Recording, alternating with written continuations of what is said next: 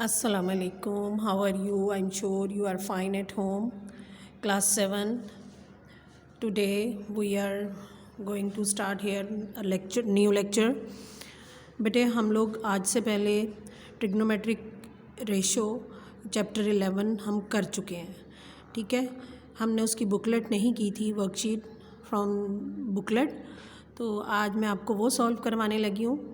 तो उसके लिए आप अपनी बुकलेट ओपन कर लें और उसमें पेज 9 ट्रिग्नोमेट्रिक रेशो चैप्टर 11 है, इसको हम स्टार्ट करेंगे।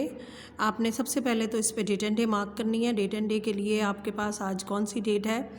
टुडे इज़ ट्यूसडे और 26 है। आपने ट्यूसडे लिखना है, इधर 26 लगानी है, 26 और 1 जनवरी एंड 21 और ट्यूसडे, ठीक है।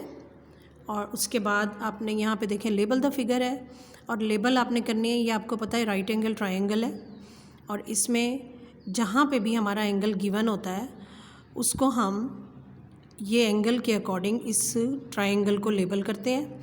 इसमें एंगल के ऑपोजिट जो साइड होती है उसको ऑपोजिट कहते हैं, इसको आप ऑपोजिट लिखेंगे, ठीक है। ये ऑपोजिट है। ये longest side of the right angle triangle is hypotenuse, ये हाइपोटेन्यूज है, ठीक है।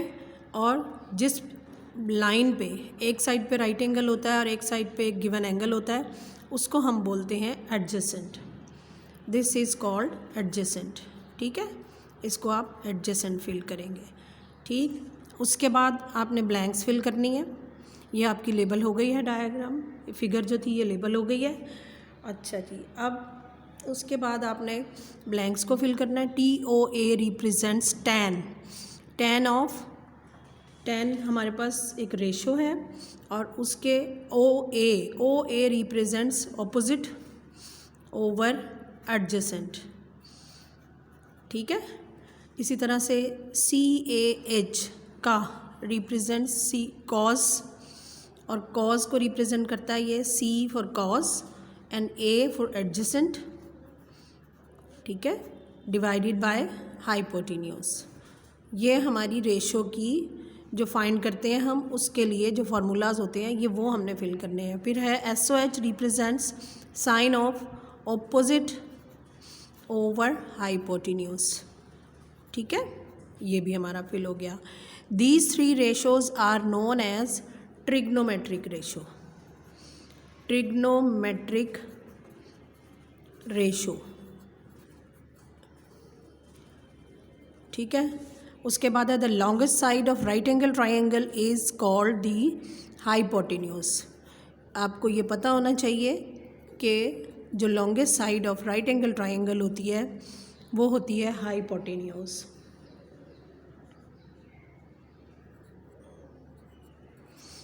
NUSE, हाइपोटेन्यूज, ठीक है। फिर है आपकी डेफिनेशन आ जाती है ट्रिग्नोमेट्रिक रेशो। ये आपको वैसे गूगल से भी मिल जाती है, आप सर्च भी कर सकते हैं, वहाँ से भी लिख सकते हैं, लेकिन मैं आपको यहाँ पे भी लिखवा देती हूँ। The numbers the numbers without any unit. याद रखिएगा ट्रिग्नोमेट्रिक रेशो में कोई यूनिट नहीं होता, without any unit, because they are ratios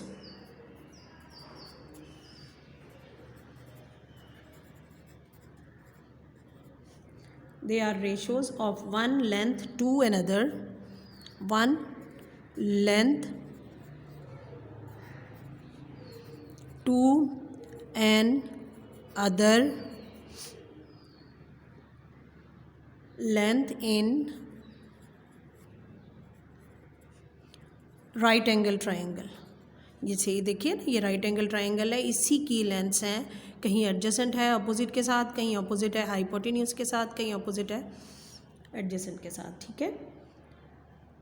in right angle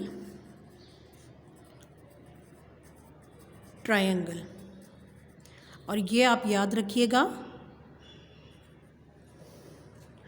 कि ट्रिग्नोमेट्रिक रेशो अप्लाई होती है हमेशा राइट एंगल ट्रायंगल पे, ठीक है, राइट एंगल ट्रायंगल। और the three main ratios are known as trigonometric ratio, that is sine, cos and tan, ठीक है। चलें जी, आप right angle triangle, right angle triangle, the triangle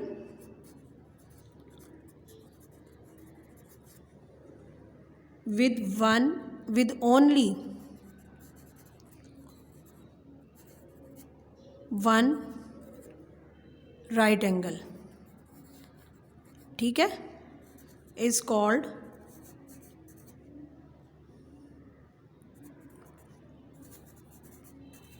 right angle triangle, okay.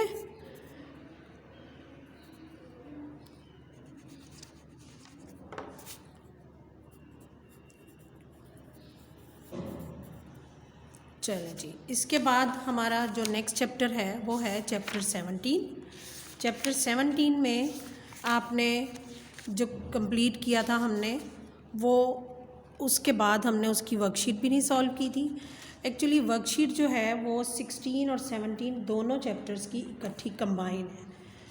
तो इसमें से हम मोस्टली जो ब्लैंक्स हैं हमारी, जो हमारे चैप्टर 17 से रिलेट करती हैं, वो हमने यहाँ पे सॉल्व तो हम सारी करेंगे। तो ये वर्कशीट जो है ये 16 17 दोनों लिखा हुआ है, मेंशन हुआ हुआ है यहाँ पे। तो लेकिन आपने इसको सॉल्व करना है और आपके सिलेबस में ये ऐड है। तो इसमें सबसे पहले जो ब्लैंक आ रही है वो आपके पास है, again you have to write here the date 26, 1 and 21 and this is Tuesday, ठीक है। अच्छा जी, फिर उसके बाद ब्लैंक्स हम फिल करनी शुरू करते हैं। इसमें the singular word for the data is datum, datum, ठीक है, DATUM, datum single word. In stem and leaf diagram numbers of leaves tallies with the number of dash collected। क्या कलेक्ट करते हैं हम उसमें? डाटा, डाटा कलेक्ट करते हैं, उसको हम बोलते हैं कि वो लीव जो है ना वो एक्चुअली वो डाटा होता है, ठीक है। The number which occurs more frequently in the set of the number is called, you have to know already, mode, ठीक है, उसको हम मोड कहते हैं, जो बार बार नंबर रिपीट हो रहा होता है। अच्छा जी, sum of data over number of data किसका फार्मूला है? ये है मीन का फार्मूला। इसको मीन भी लिखते हैं और आप इसको एक्स बार भी लिख सकते हैं, ठीक है, ये भी लिख सकते हैं आप और मीन भी लिख सकते हैं। And dash is the most widely used average, mean, mean is the most widely used average, mode is the type of average, again this is word average, ठीक है। अच्छा, फिर उसके बाद उन्होंने आपको यहाँ पे ये एक दिया है फार्मूला और उसका उन्होंने कहा है कि आप इसको बताएं कि ये क्या है। तो उसके लिए हम यहाँ पे लिखेंगे summation F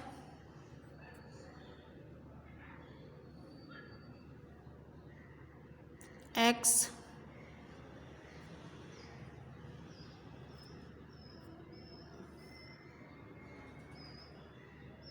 summation N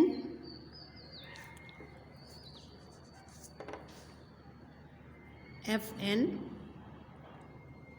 over x n, जितने भी नंबर ऑफ डाटाज हैं। Median for an even number of data is the mean of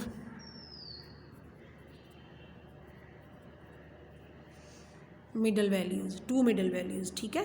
हाँ, आपको पता है इवन नंबर्स में जो 2 मिडल वैल्यूज़ होती हैं उनको हम जब मीन लेते हैं उनका, तो वो हमारा मीडियन आता है। The data in stem and leaf diagram is already arrange in ascending और डिसेंडिंग, दोनों में से कोई भी एक ऑर्डर हो सकता है। आप असेंडिंग भी लिखेंगे तब भी ठीक है, और अगर आप डिसेंडिंग लिख देंगे तब भी ठीक है, क्योंकि ये एक ऑर्डर में ही होता है। जिस ऑर्डर में भी आपने लिखना है नंबर को, आपने DESCENDING, डिसेंडिंग भी लिख सकते हो, डिसेंडिंग भी, ठीक है। देन मैक्सिमम वैल्यू और मिनिमम वैल्यू, इन दोनों के दरमियान जो वैल्यूज़ आती हैं उन्हें हम बोलते हैं रेंज।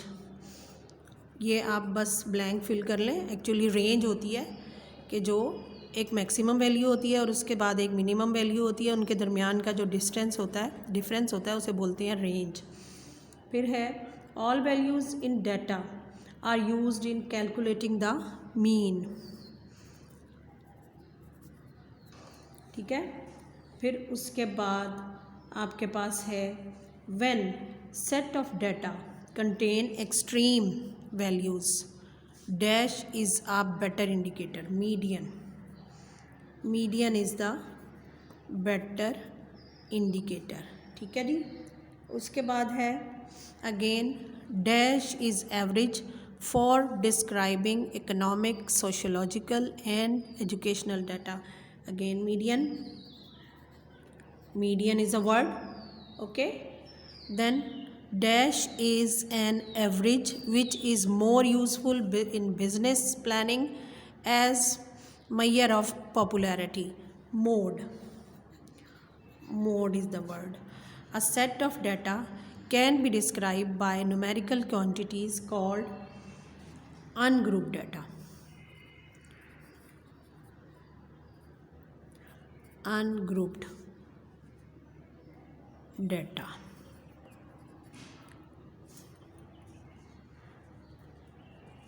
ओके, ये हमारी ब्लैंक्स फिल हो गई। These are very important. आप लोगों ने इसको एक दफ़ा अपनी बुकलेट पे सॉल्व करना है और फिर लर्न भी कर लेना है। अच्छा जी, find the mean, median and mode, ये नंबर्स हैं और इनसे आपने find mean, median and mode करना है। आप इसको 2 पार्ट्स में डिवाइड कर लें। आपके पास जो पेज है यहाँ पे first you have to arrange the data in ascending order, AO। Ascending order में सबसे पहले आपने असेंडिंग ऑर्डर में अरेंज कर लेना है इसको, और उसको अरेंज करने के लिए आप लिखेंगे यहाँ पे 6, 7, 8, अगेन 8, 10, 11, 14 एंड 15, ये आपका अरेंज हो गया। उसके बाद आपने इसका मीन फाइंड करना है। मीन में वैसे अरेंजमेंट की ज़रूरत ऐसी नहीं होती, लेकिन आप एक दफ़ा अरेंज करने की आदत डाल लें। आप इसमें आपने सबसे पहले जो आपके पास नंबर ऑफ़ डाटा है, आपने उसको first you have to arrange it into ascending order, क्योंकि ये आपको मोड में भी फ़ायदा करेगा और मीडियन में भी। अब आपने मीन फाइंड करना है। Summation x bar is equal to summation x over n। आपके पास क्या क्या वैल्यूज़ हैं, 6 + 7 + 8 + 8 + 10 + 11 + 14 + 15 ओवर टोटल वैल्यूज़ हैं 8 है। 1 2 3 4 5 6 7 8, ओके। अच्छा, अब आपको ऐड अप करने के बाद 79 ओवर 8 और हमारा मीन आ जाता है इसके अकॉर्डिंग 9.3 इज़ द मीन का आंसर है, ठीक है जी। ये मीन हो गया। अब उसके बाद आपने फाइंड करना है मीडियन। अब मीडियन के लिए आपके पास क्या फार्मूला होता है, n + 1 ओवर 2, और n हमारे पास है 8 + 1 over 2, this is 9 over 2, and यहाँ हमारे पास आ गई 4.5 पोजीशन। अब 4.5 पोजीशन का मतलब है कि आपने 4th और 5th value 1 2 3 4 5, 4th and 5th, 4 and 5th value में आपके पास आ जाती हैं जो नंबर्स हैं वो हैं 8 + 10। अच्छा जी, अब यहाँ पे आप लेंगे mean of 4th and 5th value. वो क्या है? वो है 8 + 10 / 2, दिस इज़ 18 / 2 एंड 9। अब आपके पास इसके अकॉर्डिंग मीडियन आ गया। मीडियन आपके पास इस डाटा का आया है 9। ओके।